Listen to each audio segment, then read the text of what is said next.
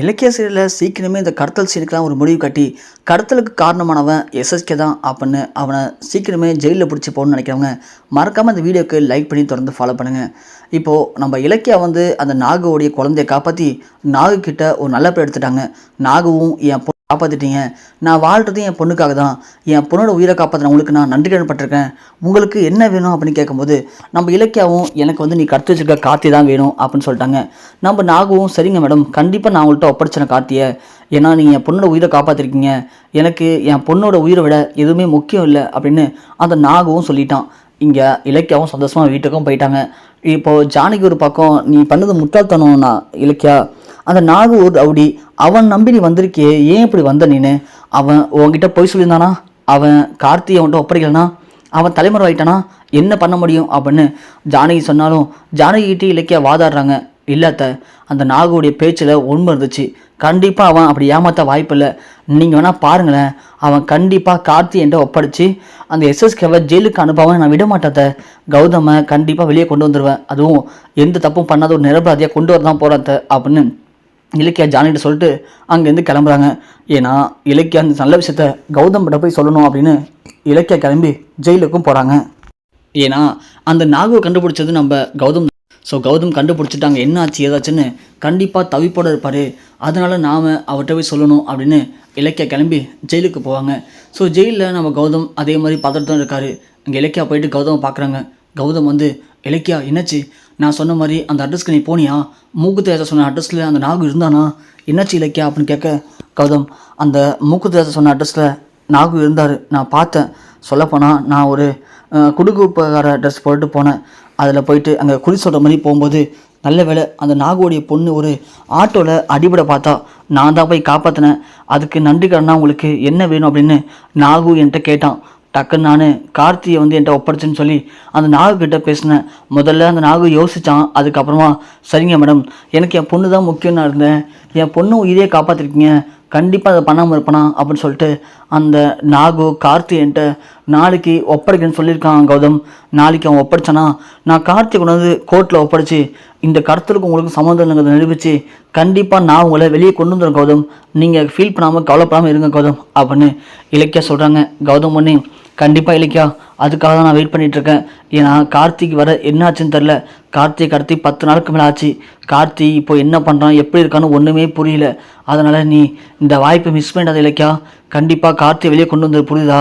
ஆமாம் ஜானு வரலையா, ஜானு எப்படி இருக்காங்க அப்படின்னு கேட்க, ஐயோ கௌதம் அது சொல்ல மாட்டேன் பார்த்தீங்களா, ஜானகத்தை தான் என்னாச்சுன்னு தெரியாமல் புலம்பிக்கிட்டே இருந்தாங்க, அது மட்டும் இல்லை இப்போது ஜானத்தையும் ரேவதியத்தையும் ஒன்று சேர்ந்துட்டாங்க. என்ன இலக்கியா சொல்கிற புரியலையே அப்படின்னு சொல்லவும் உன்னை இலக்கியா நடந்ததையும் சொல்கிறாங்க. அதை கேட்டதும் கௌதம் உண்மையா இலக்கியா, அப்படியா, பரவாயில்லையே, எப்படி இலக்கியா இதெல்லாம் நடந்துச்சு கௌதம் கேட்டணும். இலக்கியா சொல்கிறாங்க, இல்லை கௌதம், ஜானகியத்தை நல்லவங்க தானே, ஜானகியத்தை புரியாமல் எதுவும் இல்லையே, என்ன நீங்கள் அவங்களை விட்டு போயிடுவீங்கன்னு ஒரு பயம், அதனால தான் ஜானகியத்தை அப்படிலாம் பண்ணிருந்தாங்க, ஆனால் அதுவே ரேவதியத்தை உங்களை காப்பாற்றுறதுக்காக என்னெல்லாம் பண்ணாங்க அப்படின்னு ஜானகியத்தை சொன்ன உடனே அவங்க புரிஞ்சுக்கிட்டாங்க கௌதம், அதனால் இப்போ 2 பேரும் ஒன்று சேர்ந்துட்டாங்க, எந்த பிரச்சனையும் இல்லை கௌதம். இலக்கியா சொன்னதும் கௌதம் ரொம்ப சந்தோஷப்படுறாரு. பரவாயில்ல இலக்கியா, எல்லாமே நல்லா தான் நடக்குது, இனி எனக்கு தெரிஞ்சு எந்த பிரச்சனையும் இருக்காதுன்னு நினைக்கிறேன்.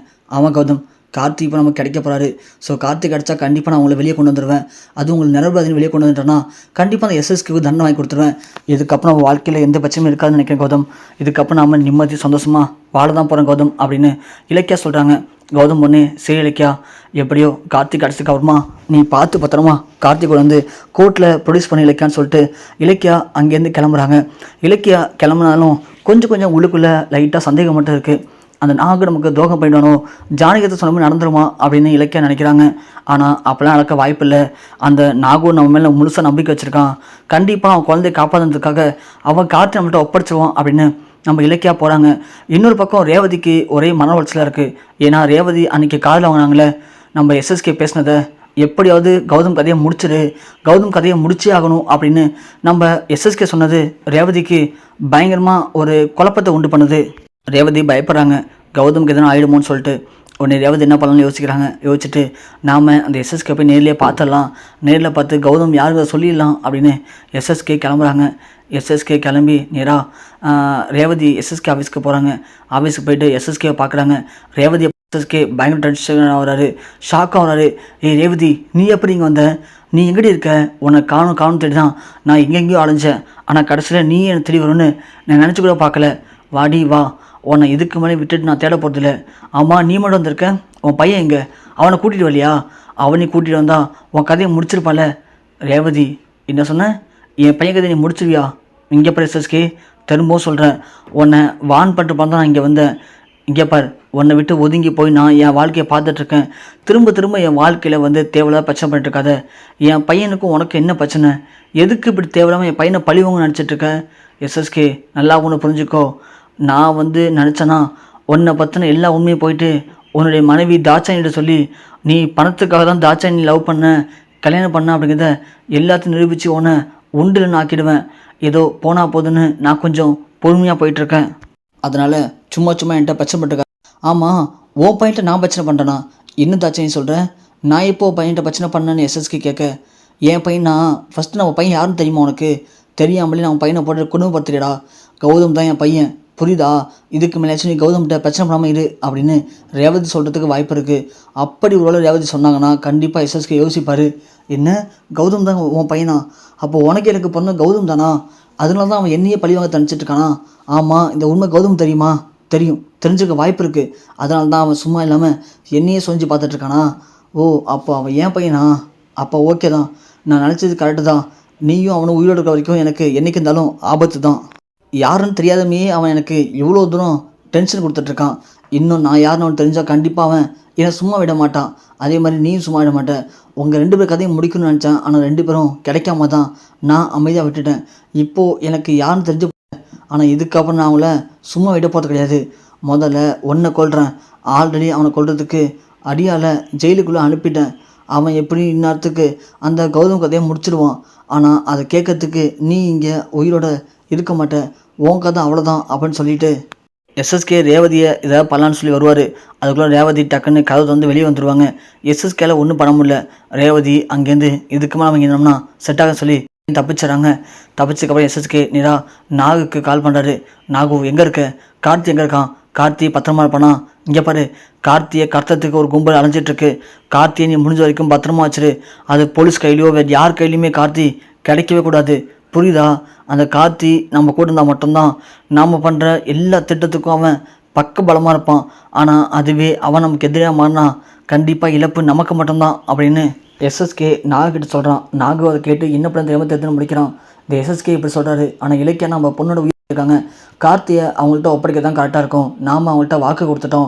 வாக்கை மீறினா அது நமக்கே பிரச்சனை போய் முடிய வாய்ப்பு இருக்குது அப்படின்னு நம்ம நாகு முடிவு பண்ணிட்டாரு.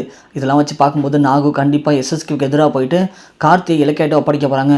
ஆனால் கார்த்தி முதல்ல கடத்தினது கௌதம் தான் சொல்லி நினச்சாலும் நம்ம நாகு மூலிமா கண்டிப்பாக கார்த்தி இந்த கடத்தலுக்கு பின்னாடி இருக்கிறது எஸ்எஸ்கே தான் அப்படிங்கிறத நாகு மூலிமா புரிஞ்சுக்க போகிறாரு. அப்படி புரிஞ்சுக்கிட்டு கோர்ட்டில் கார்த்தி என்னை கடத்தினது அந்த எஸ்எஸ்கேவும் தாட்சாயினி தான் அப்படின்னு உண்மையை போட்டு உடச்சாருன்னா கண்டிப்பாக எஸ்எஸ்கே தாட்சாயினி 2 பேரும் ஜெயிலுக்கு போகிறது உறுதி. அது மட்டும் இல்லாமல் கௌதமுக்கு இந்த கடத்தலுக்கு சம்மந்தமும் இல்லை அப்படின்னு கௌதம் நிரபராதி அப்படின்னு கருதி அந்த கோர்ட்டு நம்ம கௌதமை ரிலீஸும் பண்ண போகிறாங்க. ஸோ பண்ண எல்லா தப்புக்கும் பிராய்ச்சித்தமாக நம்ம எஸ்எஸ்கே தாட்சாயினி 2 பேரும் ஜெயிலுக்கும் போக போகிறாங்க. கதை இப்படி போன நல்லாக்கும் நினைக்கிறவங்க இந்த வீடியோக்கு மறக்காமல் லைக் பண்ணி தெரியப்படுத்துங்க.